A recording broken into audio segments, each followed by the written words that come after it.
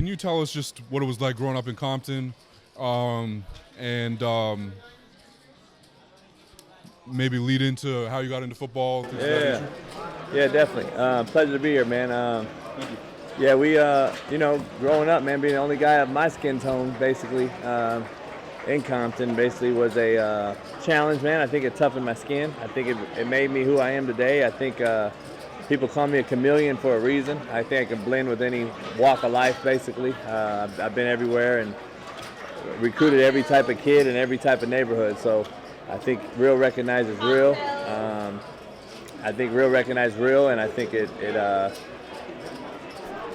people understand, if this guy worthy of my home or my neighborhood to recruit me or not, you know what I mean? Or just in the streets in general. So I've been drugged through the mud, and I've drugged people through the mud. It's kind of a dog eat dog world. So it's the strongest survive where I'm from, man. And so making it through that, I think, has made me who I am today. And you either gangbanged and sold drugs, or you played sports where I'm from. So that's where I made that right turn at the stop sign instead of making the left turn, and that's what made me who I am today. And that's why I chose sports, and I wanted to be a leader, not a follower.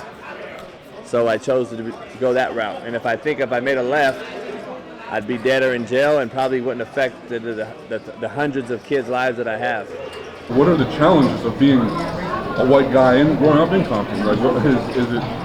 Man, I never had an issue because black women basically raised me, taught me how to,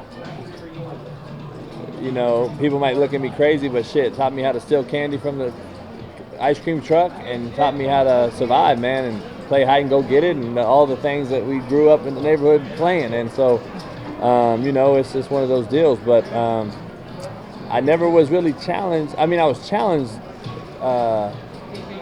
throughout my life because where I grew up. It wasn't because I was white, I don't believe. I think everybody knew who I was and accepted me. I was the only white kid on the block, or in the city probably at the time.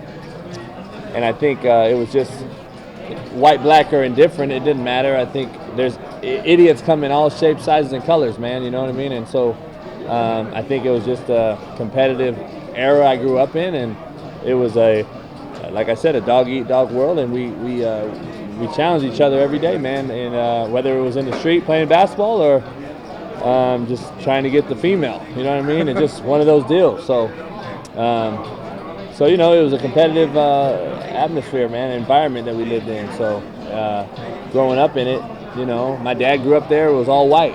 And so the demographic changed probably right before the Watts riots, and then the Watts riots hit in August of 66, I believe, and it became a predominant black neighborhood, and now it's predominantly Hispanic. So it's just changed, and it is what it is. But I think it made me who I am today.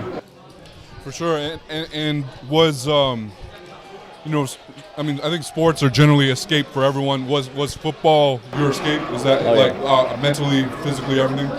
Oh yeah, it was football field was my sanctuary, man. It was my right where I wanted to be, and I think it allowed me to sleep at night, basically. You know what I mean? Because I've seen so much bad shit during the day, and I would see one of my best friends get his head shot off on my chest, brain matter and skull fragments on me, and at a buddy of our liquor store, you know what I mean? And so I seen all that shit, man, and it was just like, let me coach some kids up and mentor some kids where that shit don't happen. And although I probably had 12 or 13 teammates get killed that I played with in college, I haven't had a kid die that I coached quite just yet, in any type of, dramatic fashion anyway. So no murder or anything like that. But a lot of the guys that I played with, though. So, from kids getting their heads cut off to being hung up or hanged in the project. So I wanted to coach some kids up and teach them, how not to do shit too.